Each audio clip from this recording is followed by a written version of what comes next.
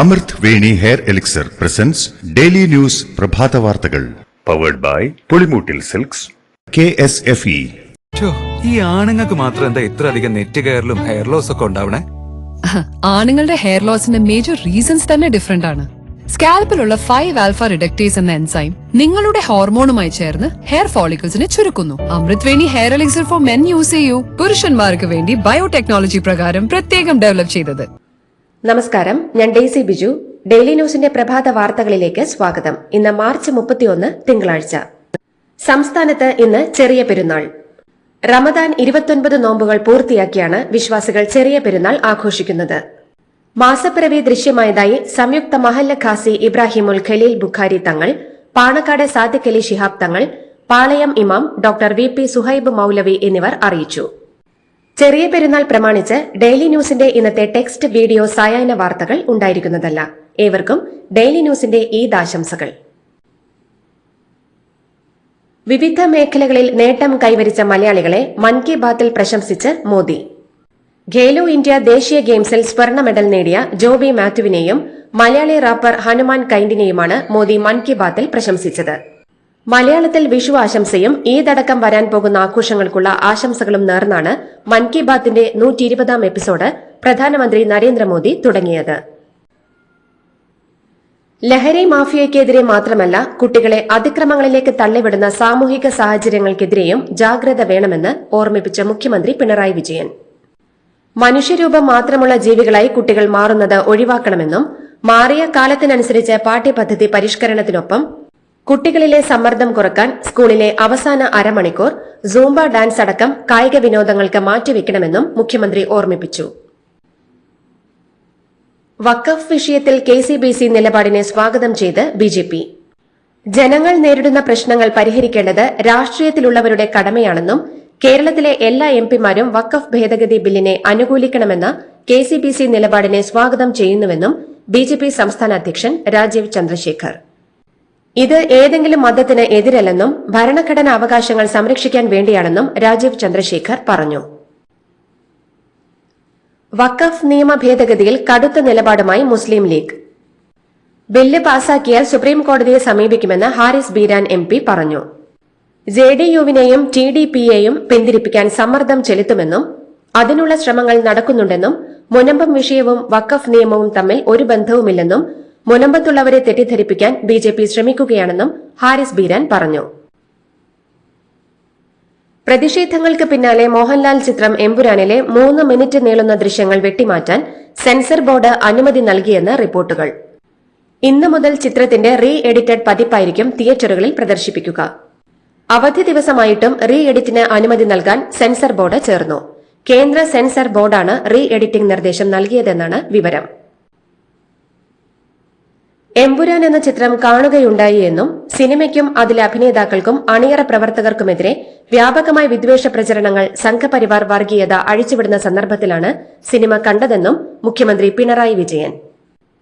രാജ്യം കണ്ട ഏറ്റവും നിഷ്ഠൂരമായ വംശഹത്യകളിലൊന്നിനെ സിനിമയിൽ പരാമർശിക്കുന്നതാണ് അതിന്റെ ആസൂത്രകരമായ സംഘപരിവാറിനെ രോഷാകുലരാക്കിയിരിക്കുന്നതെന്നും മാത്രമല്ല BJPയുടെയും RSSന്റെയും നേതാക്കൾ വരെ പരസ്യമായ ഭീഷണികൾ ഉയർത്തുകയാണെന്നും അദ്ദേഹം പറഞ്ഞു. എമ്പുരാൻ സിനിമയുടെ ഉള്ളടക്കത്തെ ചൊല്ലി ഉയർന്ന വിവാദത്തിൽ ഖേദം പ്രകടിപ്പിച്ച മോഹൻലാലിന്റെ പോസ്റ്റ് സോഷ്യൽ മീഡിയയിൽ ഷെയർ ചെയ്ത ചിത്രത്തിന്റെ സംവിധായകൻ പൃഥ്വിരാജ് സുകുമാരൻ. വിവാദമായ കാര്യങ്ങൾ ചിത്രത്തിൽ നിന്ന് നീക്കം ചെയ്യാൻ തങ്ങൾ അണിയറക്കാർ ഒരുമിച്ച് തീരുമാനിച്ചതായി മോഹൻലാൽ അറിയിച്ചിരുന്നു. ഈ പോസ്റ്റാണ് പൃഥ്വിരാജ് പങ്കുവച്ചിരിക്കുന്നത്. എമ്പുരാനെതിരെ വീണ്ടും RSS മുഖപത്രമായ ഓർഗനൈസറിൽ ലേഖനം. ചിത്രം ഭീകരവാദത്തെ വെള്ളപൂശുന്നുവെന്നാണ് ആരോപണം. 2 മണിക്കൂറിനിടയിൽ ഇന്നലെ പ്രസിദ്ധീകരിച്ച 2 ലേഖനങ്ങളിലാണ് മോഹൻലാൽ, പൃഥ്വിരാജ്, ഗോകുലം ഗോപാലൻ, മുരളി ഗോപി എന്നിവരെ വിമർശിച്ചത്. എമ്പുരാൻ തിരക്കഥയെക്കുറിച്ച് മോഹൻലാലിന് നേരത്തെ അറിയില്ല എന്ന വാദം വിശ്വസിക്കാൻ ആകില്ലെന്നും സ്ക്രിപ്റ്റ് വായിക്കാതെ മോഹൻലാൽ അഭിനയിക്കുമെന്ന് കരുതുന്നില്ലെന്നും ലേഖനത്തിൽ പറയുന്നു. എമ്പുരാൻ സിനിമയിലെ ഏതെങ്കിലും രംഗങ്ങൾ കൊണ്ട് ഹിന്ദു സമൂഹത്തെയും പ്രധാനമന്ത്രി നരേന്ദ്രമോദിയെയും ഇല്ലാതാക്കാനാകില്ലെന്ന് കേന്ദ്രമന്ത്രി ജോർജ് കുര്യൻ. എത്ര തരം താഴ്ത്തിയിട്ടും നരേന്ദ്രമോദി ഉയരങ്ങളിൽ എത്തിയിട്ടുണ്ടെന്നും എമ്പുരാനിലെ രംഗങ്ങൾ നീക്കാൻ തങ്ങളാരും ആവശ്യപ്പെട്ടിട്ടില്ലെന്നും കലയായാലും ജീവിതമായാലും മനുഷ്യനെയാണ് കൈകാര്യം ചെയ്യുന്നതെന്നും ജോർജ് കുര്യൻ പറഞ്ഞു.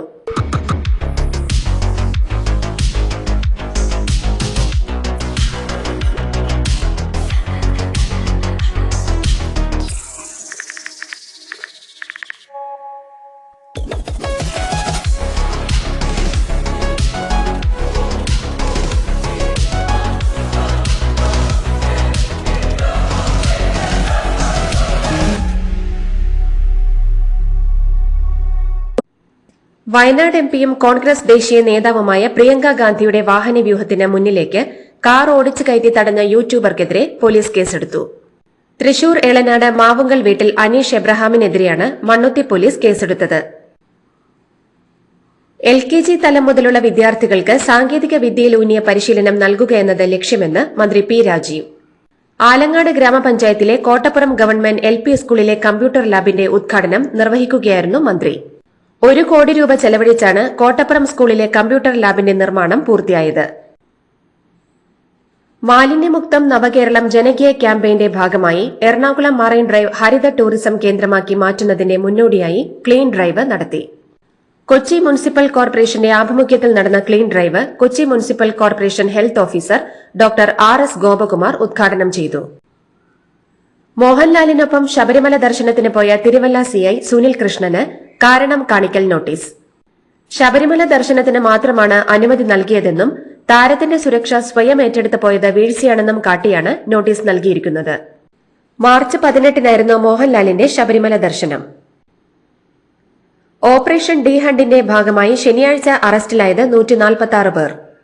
സംസ്ഥാന വ്യാപകമായി നടത്തിയ സ്പെഷ്യൽ ഡ്രൈവിൽ മയക്കുമരുന്ന് വിൽപ്പന നടത്തുന്നതായി സംശയിച്ച് 3191 പേരെ പരിശോധനയ്ക്ക് വിധേയമാക്കി. വിവിധ തരത്തിലുള്ള നിരോധിത മയക്കുമരുന്ന് കൈവശം വെച്ചതിന് 140 കേസുകൾ രജിസ്റ്റർ ചെയ്തു. IB ഉദ്യോഗസ്ഥ മേഘയുടെ മരണത്തിലെ പോലീസ് അന്വേഷണത്തിൽ വീഴ്ച പറ്റിയെന്ന് കുടുംബം.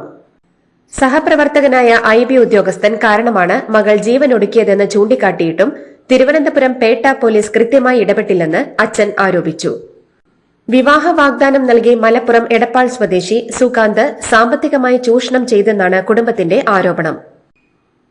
സംസ്ഥാനത്ത് സർക്കാർ മേഖലയിൽ ആദ്യമായി തിരുവനന്തപുരം റീജിയണൽ ക്യാൻസർ സെന്ററിൽ ക്യാൻസറിന് റോബോട്ടിക് പീഡിയാട്രിക് സർജറി വിജയകരമായി നടത്തി. RCCയിലെ സർജിക്കൽ ഓങ്കോളജി വിഭാഗമാണ് നേപ്പാൾ സ്വദേശിയായ 3 വയസ്സുകാരന് റോബോട്ടിക് സർജറി നടത്തിയത്. പീഡിയാട്രിക് റോബോട്ടിക് സർജറി വിജയകരമായി നടത്തിയ RCCയിലെ മുഴുവൻ ടീം അംഗങ്ങളെയും ആരോഗ്യ വകുപ്പ് മന്ത്രി വീണ ജോർജ് അഭിനന്ദിച്ചു. യാക്കോബായ സഭയുടെ അധ്യക്ഷനായി ബസേലിയോസ് ജോസഫ് കാത്തോലിക്ക ബാവ സ്ഥാനമേറ്റെടുത്തു. സഭാ ആസ്ഥാനമായ എറണാകുളം പുത്തൻകുരിശിലാണ് സ്ഥാനാരോഹണ ചടങ്ങ് നടന്നത്. കാത്തോലിക്ക ബാവായിരുന്ന ബസേലിയോസ് തോമസ് പ്രഥമൻ ബാവയുടെ കബറിടത്തിൽ ധൂപപ്രാർത്ഥന നടത്തിയായിരുന്നു ചടങ്ങുകളുടെ തുടക്കം. സ്ഥാനചിഹ്നമായ അംശവടി കൈമാറിക്കൊണ്ടായിരുന്നു ചടങ്ങുകൾ അവസാനിച്ചത്. ഒമാനിൽ നിന്ന് സൌദിയിലേക്ക് ഉംറ തീർത്ഥാടനത്തിന് പോയ മലയാളി കുടുംബം സഞ്ചരിച്ച വാഹനം അപകടത്തിൽപ്പെട്ട കുട്ടികളടക്കം 3 പേർ മരിച്ചു. Risala study circle Oman national secretary Shihab കാപ്പാടിന്റെ ഭാര്യ ഷഹല, മകൾ ആലിയ, മിസഹബ് കൂത്തുപറമ്പിന്റെ മകൻ ദക്വാൻ എന്നിവരാണ് മരിച്ചത്. ഇന്നലെ രാവിലെ സൌദിയിലെ ബത്തയിലാണ് അപകടമുണ്ടായത്. മോൾക്ക് ബർത്ത്ഡേ ഗിഫ്റ്റ് വാങ്ങണ്ടേ? ഷോപ്പിൽ കൊണ്ടുപോയി ഇഷ്ടമുള്ള വാങ്ങിക്കൊടുക്കാം. അപ്പൊ ഏട്ടൻ വരുന്നുണ്ടോ? ഗിഫ്റ്റ് കാർഡ് വരും. അതെ, ഓരോ ചിട്ടിയിലും ഒരാൾക്ക് 5000 രൂപയുടെ ഗിഫ്റ്റ് കാർഡ് സമ്മാനം. മെഗാ സമ്മാനമാണെങ്കിലോ പുതുപുത്തൻ ബെൻസ് കാർ. 2ാം സമ്മാനം ഇന്നോവ ക്രിസ്റ്റ, അതും 17 ഇത്തവണ സമ്മാനങ്ങളുടെ നക്ഷത്രത്തിലക്കവുമായി KSFE ഗാലക്സി ചിട്ടികൾ. ഭൂകമ്പത്തിൽപ്പെട്ടുടലുന്ന മ്യാൻമറിന് സഹായവുമായി ഇന്ത്യ. ഓപ്പറേഷൻ ബ്രഹ്മയുടെ കീഴിൽ 118 പേരടങ്ങുന്ന ദുരന്ത നിവാരണ സംഘം മ്യാൻമറിലെത്തി. കൂടാതെ 38 പേർ അടങ്ങുന്ന NDRF സംഘത്തെയും 15 ടൺ ദുരിതാശ്വാസ സാമഗ്രികളും ഇന്ത്യ മ്യാൻമറിലേക്ക് അയച്ചു. ദുരിതാശ്വാസ പ്രവർത്തനങ്ങളുടെ ഭാഗമായി ഇന്ത്യൻ കരസേന താൽക്കാലിക വൈദ്യ ചികിത്സാ കേന്ദ്രവും മ്യാൻമറിൽ സ്ഥാപിക്കും. ഹിമാചൽ പ്രദേശിലെ കുളുവിലെ മണിക്കരനിൽ മണ്ണിടിച്ചിലിൽ 6 പേർ കൊല്ലപ്പെട്ടു. നിരവധി പേർക്ക് പരിക്കേറ്റു. വാഹനങ്ങൾക്ക് മുകളിലേക്ക് മരം കടപുഴകി വീണ് ആളുകൾ അതിനിടയിൽ പെടുകയായിരുന്നു. പരുക്കേറ്റ നിലയിൽ 5 പേരെ ആശുപത്രികളിൽ പ്രവേശിപ്പിച്ചു. ഇന്നലെ വൈകിട്ടോടെയായിരുന്നു അപകടം. നാഗ്പൂരിലെ RSS ആസ്ഥാനത്തെത്തി RSSനെ രാജ്യ പൈതൃകം ഉയർത്തിപ്പിടിക്കുന്ന മഹാ ആൽമരമെന്ന് വിശേഷിപ്പിച്ച് പ്രധാനമന്ത്രി നരേന്ദ്രമോദി. രാജ്യത്തെ സ്നേഹിക്കാനും സേവിക്കാനും ലക്ഷക്കണക്കിന് ആളുകളെ പഠിപ്പിച്ച സംഘടനയാണ് RSS എന്നും മോദി വ്യക്തമാക്കി. തന്റെ ജീവിതത്തിന് വഴികാട്ടിയത് RSS ആണെന്നും പറഞ്ഞ നരേന്ദ്രമോദി സംഘവുമായി ഒരു ഭിന്നതയുമില്ലെന്ന സന്ദേശം നൽകാനാണ് ശ്രമിച്ചത്. ഹൈദരാബാദിൽ വീണ്ടും മാധ്യമപ്രവർത്തകനെ തെലങ്കാന പോലീസ് കസ്റ്റഡിയിലെടുത്തു. സൌത്ത് ഫസ്റ്റ് എന്ന വെബ് പോർട്ടലിന്റെ റിപ്പോർട്ടർ സുമിത് ഷായെയാണ് കസ്റ്റഡിയിലെടുത്തത്. ഹൈദരാബാദ് സർവകലാശാലയിലെ സമരം റിപ്പോർട്ട് ചെയ്യാനെത്തിയ സുമിത്തിനെ സ്ഥലത്തുണ്ടായിരുന്ന പോലീസ് ഉദ്യോഗസ്ഥരാണ് കസ്റ്റഡിയിലെടുത്തത്. ഒഡീഷയിൽ ട്രെയിൻ പാളം തെറ്റിയുണ്ടായ അപകടത്തിൽ ഒരാൾ മരിച്ചു. കമാഖ്യ എക്സ്പ്രസിന്റെ 11 ബോഗികളാണ് പാളം തെറ്റിയത്. അപകടത്തിൽ 25 പേർക്ക് പരിക്കേറ്റു. സ്ഥലത്ത് രക്ഷാപ്രവർത്തനം പുരോഗമിക്കുകയാണെന്ന് അധികൃതർ അറിയിച്ചു. കട്ടക് ജില്ലയിലെ നെർഗുണ്ടി റെയിൽവേ സ്റ്റേഷന് സമീപത്താണ് ട്രെയിൻ പാളം തെറ്റിയത്. ഒമാനിൽ ചെറിയ പെരുന്നാളിനോടനുബന്ധിച്ച് 577 തടവുകാർക്ക് മോചനം നൽകി ഭരണാധികാരി സുൽത്താൻ ഹൈതം ബിൻ താരിഖ്. വിവിധ കേസുകളിൽ ശിക്ഷിക്കപ്പെട്ട് ജയിലിൽ കഴിയുന്ന തടവുകാരാണ് മോചിപ്പിക്കപ്പെടുന്നത്.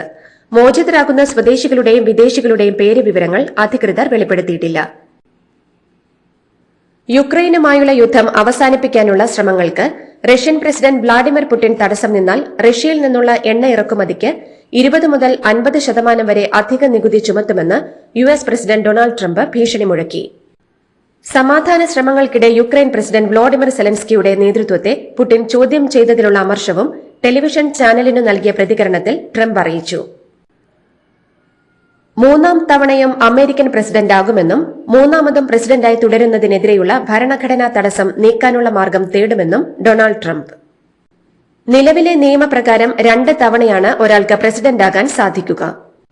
ഫ്രാങ്ക്ലിൻ ഡി റൂസ്വെൽറ്റ് തുടർച്ചയായി 4 തവണ പ്രസിഡന്റ് സ്ഥാനത്തേക്ക് തെരഞ്ഞെടുക്കപ്പെട്ട ശേഷമാണ് 1951 ഒരു വ്യക്തിയും 2 തവണയിൽ കൂടുതൽ പ്രസിഡന്റ് സ്ഥാനത്തേക്ക് തെരഞ്ഞെടുക്കപ്പെടാൻ പാടില്ലെന്ന 22ാം ഭേദഗതി നിർദ്ദേശിച്ചത്. അതേസമയം ആണവ പദ്ധതി സംബന്ധിച്ച് വാഷിംഗ്ടണുമായി ഒരു കരാറിൽ എത്തിയില്ലെങ്കിൽ ഇറാനിൽ ബോംബാക്രമണം നടത്തുമെന്നും ഇരട്ട തീരുവ ഏർപ്പെടുത്തുമെന്നും യുഎസ് പ്രസിഡന്റ് ഡൊണാൾഡ് ട്രംപ് ഭീഷണിപ്പെടുത്തി. ഐപിഎല്ലിലെ ആവേശം അവസാന ഓവറിലേക്ക് നീണ്ട പോരാട്ടത്തിൽ ചെന്നൈ സൂപ്പർ കിങ്സിനെ 6 റൺസിന് തോൽപ്പിച്ച് രാജസ്ഥാൻ റോയൽസ്. ടോസ് നഷ്ടപ്പെട്ട് ബാറ്റിംഗിനിറങ്ങിയ രാജസ്ഥാൻ 9 വിക്കറ്റ് നഷ്ടത്തിൽ 182 റൺസെടുത്തു. 36 പന്തിൽ 81 റൺസടിച്ച നിതീഷ് റാണയാണ് രാജസ്ഥാൻ ഇന്നിംഗ്സിന് കരുത്തായത്. മറുപടി ബാറ്റിംഗിനിറങ്ങിയ ചെന്നൈക്ക് 6 വിക്കറ്റ് നഷ്ടത്തിൽ 176 റൺസ് നേടാനേ സാധിച്ചുള്ളൂ. ഐപിഎല്ലിൽ സൺറൈസേഴ്സ് ഹൈദരാബാദിനെതിരെ 7 വിക്കറ്റ് ജയവുമായി ഡൽഹി ക്യാപിറ്റൽസ്. ടോസ് ലഭിച്ച് ബാറ്റിംഗിനിറങ്ങിയ സൺറൈസേഴ്സ് ഹൈദരാബാദ് 163 റൺസിന് എല്ലാവരും പുറത്തായി. അതേസമയം ഹൈദരാബാദ് ഉയർത്തിയ 164 റൺസ് വിജയലക്ഷ്യം 16 ഓവറിൽ 3 വിക്കറ്റ് നഷ്ടത്തിൽ ഡൽഹി മറികടന്നു. 27 പന്തിൽ 50 റൺസെടുത്ത ഫാഫ് ഡുപ്ലസിയാണ് ഡൽഹിയുടെ ടോപ്പ് സ്കോറർ. ഇതോടുകൂടി ഡെയിലി ന്യൂസിന്റെ ഇന്നത്തെ പ്രഭാത വാർത്തകൾ സമാപിക്കുന്നു. ഡെയിലി ന്യൂസിന് വേണ്ടി വാർത്തകൾ വായിച്ചത് ഡെയ്സി ബിജു. ഡെയിലി ന്യൂസ് ലൈവ്.in വാർത്തകൾ വിരൽ തുമ്പിൽ.